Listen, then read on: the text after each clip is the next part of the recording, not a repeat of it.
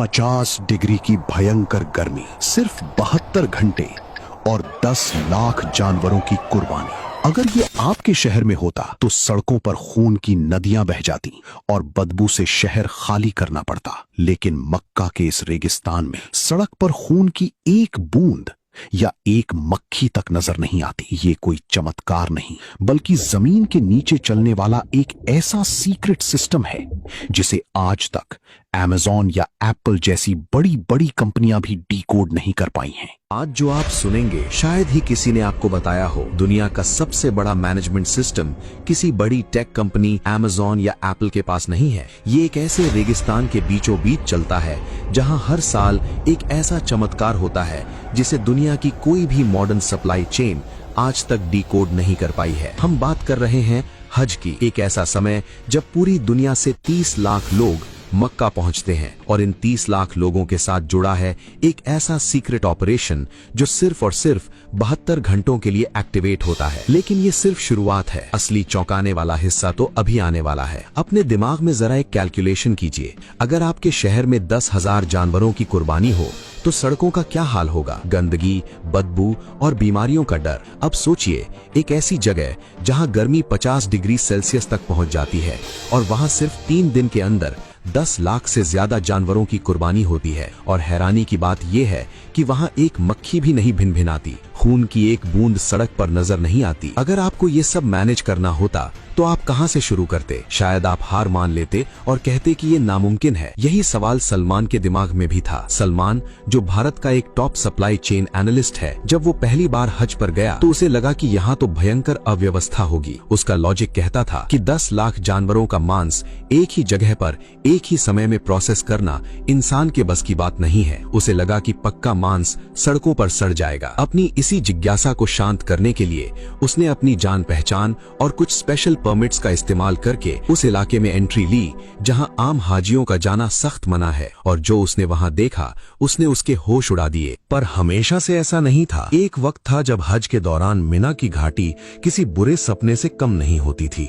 80 के दशक तक हाजी अपनी कुर्बानी खुद करते थे। लाखों जानवर खुले में काटे जाते थे। नतीजा, सड़कों पर मांस के पहाड़ लग जाते थे, बीमारियां फैलने लगती थीं, बदबू इतनी भयंकर होती थी कि सांस लेना मुश्किल हो जाता था। हालात इतने खराब हो जाते थे कि एक वक्त ऐसा भी था जब लाखों किलो गोश्त को जमीन में दफन करना पड़ता था, क्योंकि इतनी भयंकर गर्मी में उसे बचाने का कोई तरीका ही नहीं था। सऊदी सरकार के सामने एक नामुमकिन चुनौती थी। तो आपको क्या लगता है, इस समस्या को सुलझाने के लिए उन्होंने क्या किया? सन 1983 में सऊदी सरकार और इस्लामिक डेवलपमेंट बैंक ने मिलकर इस संकट का स्थायी हल निकाला। उन्होंने जमीन के नीचे और ऊपर एक ऐसा सीक्रेट शहर बसा दिया जिसके बारे में 99% लोग आज भी नहीं जानते। इस ऑपरेशन को सिर्फ एक देश नहीं बल्कि पूरी मुस्लिम दुनिया के सबसे बड़े डेवलपमेंट नेटवर्क्स में से एक चलाते हैं। ध्यान से सुनिए, ये कोई आम कसाई खाना नहीं है। ये सिर्फ एक कसाई खाना नहीं बल्कि 7 विशाल इंडस्ट्रियल शहरों का नेटवर्क है।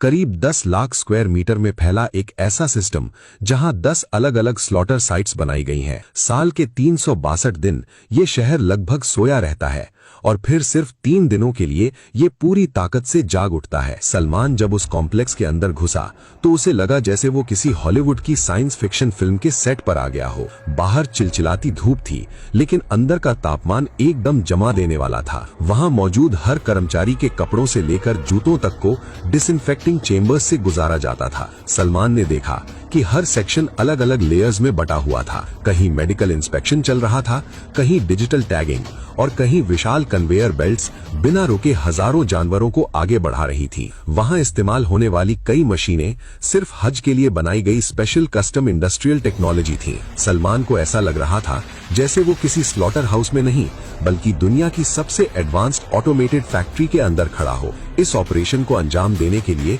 पूरी दुनिया से 40,000 से ज्यादा ट्रेंड कसाई, वेटरनरी डॉक्टर्स और इंजीनियर्स को स्पेशल चार्टर्ड फ्लाइट से मक्का लाया जाता है। हर जानवर के कान में एक डिजिटल टैग लगाया जाता है जिससे उसका पूरा रिकॉर्ड सिस्टम में सेव हो जाता है। यहाँ सिर्फ हेल्थ नहीं बल्कि शरिया के हर नियम को भी मशीनों और विशेषज्ञों की मदद से वेरीफाई किया जाता है। जहाँ एक तरफ जानवरों की मेडिकल स्कैनिंग हो रही थी, वहीं दूसरी तरफ ऑटोमेटेड मशीनें हजारों पैकेट्स को सील कर रही थीं। हर स्लॉटर लाइन के ऊपर विशाल स्टील ट्रैक्स लगे हुए थे जिन पर पूरा प्रोसेस बिना रुके आगे बढ़ता रहता था। अब इस सिस्टम की रफ्तार का अंदाजा आप इससे लगाइए कि यहाँ औसतन हर 7 सेकंड में एक कुर्बानी प्रोसेस हो जाती है। जी हाँ, सिर्फ 7 सेकंड। सिर्फ कुछ सेकंड की देरी भी पूरे सिस्टम को बिगाड़ सकती थी, इसलिए हर मशीन एक दूसरे से सिंक्रोनाइज थी। अब इस पूरे सिस्टम को इंसान नहीं बल्कि आर्टिफिशियल इंटेलिजेंस मॉनिटर करती है। एक कंट्रोल रूम ऐसा भी था जहाँ दीवारों पर लगी विशाल स्क्रीनें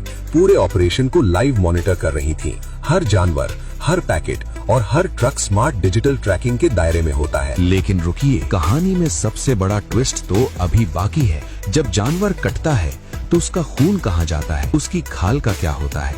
10 लाख जानवरों का मतलब है करीब 1.5 से 2 करोड़ किलो तक मांस। इस विशाल मात्रा को 72 घंटे में प्रोसेस करना और खराब होने से बचाना एक इंजीनियरिंग मिरेकल है। कुर्बानी के दौरान निकलने वाला खून खुले में या नालियों में नहीं बहता। जमीन के नीचे पाइप्स, ड्रेनेज चैनल्स और कूलिंग टनल्स का ऐसा जाल बिछा था मानो रेगिस्तान के नीचे एक दूसरी इंडस्ट्रियल दुनिया चल रही हो। कुर्बानी के बाद सफाई के लिए हाई प्रेशर सैनिटाइजिंग मशीनें तुरंत एक्टिव हो जाती थीं ताकि कुछ ही मिनटों में पूरा एरिया दोबारा चमकने लगे। जानवरों की खालें लेदर इंडस्ट्री में भेज दी जाती हैं और एक अलग अंडरग्राउंड वेस्ट प्रोसेसिंग यूनिट हर मिनट टनों बायोलॉजिकल वेस्ट को रिसाइकिल कर रही थी जिससे बायो फर्टिलाइजर बना दिया जाता है। पूरा सिस्टम इस तरह डिजाइन किया गया था कि जानवर के आने से लेकर मीट पैकेट बनने तक इंसानी हाथों का इस्तेमाल कम से कम हो। सलमान को सबसे ज्यादा हैरानी इस बात की हुई कि इतने बड़े ऑपरेशन के बावजूद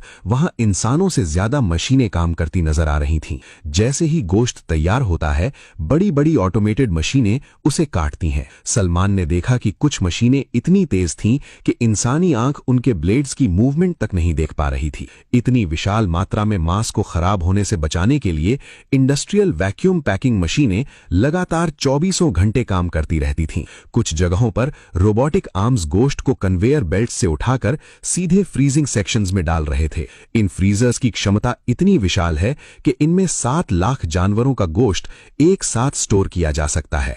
हजारों टन बर्फ और कूलिंग गैस पाइपलाइंस इस पूरे सिस्टम को लगातार ठंडा रखती थीं।